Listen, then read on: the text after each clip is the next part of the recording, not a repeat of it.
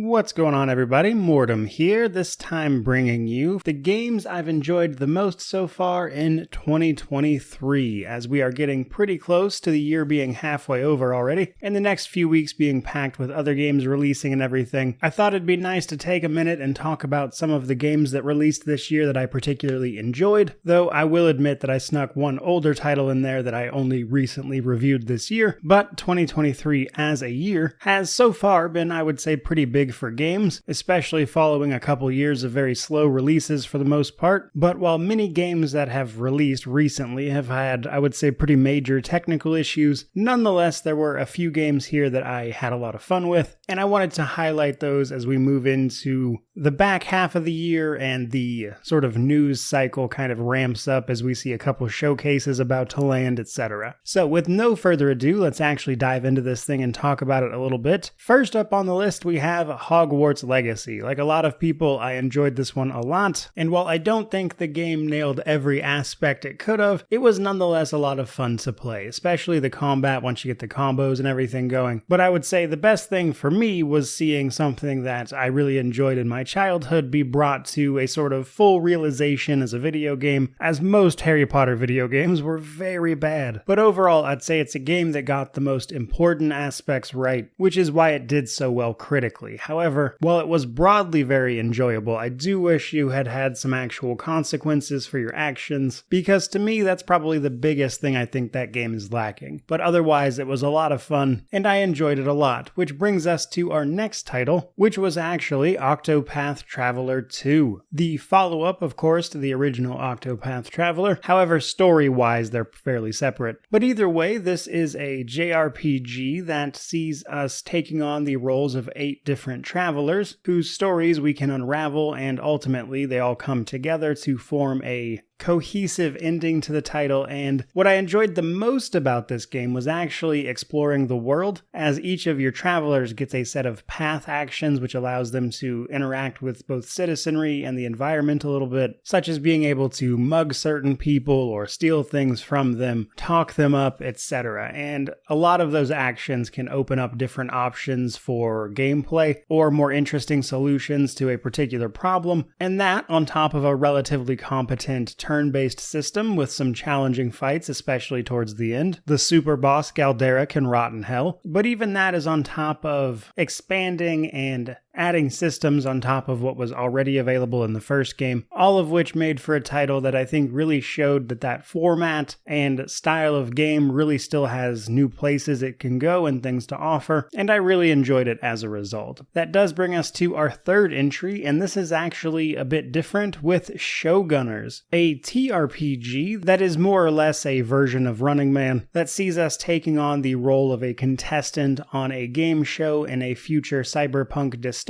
where we have to fight for our lives to hopefully win some prize money at the end. But Showgunners, while a relatively short game, I do think really nailed this part of it. The actual combat is pretty good. You play enough TRPGs, they all kind of start to feel the same combat-wise, I admit, but nonetheless they did a lot of fun things there. It was a solid system. Though what I enjoyed the most was actually the exploration part of it, as each level of the game was essentially a stage that you had to work your way through, solve some puzzles, potentially meet up with fans and sign autographs. That would then give you a personality modifier, which you could then sign sponsorship deals with. And it was a game that I think really leaned into the thing it was trying to do, which was create this sort of weirdly upbeat dystopia that is at the same time completely disregarding the value of human life, so to speak, all of which made for a really fun game to play, even if it was a relatively short one. That brings us to our fourth entry though, and this is Chained Echoes, another JRPG style game. However, this one was made by mostly a single developer, and technically this released a little bit last year, but I didn't get around to reviewing it until the beginning of this year, with it originally releasing in December, I believe, but nonetheless still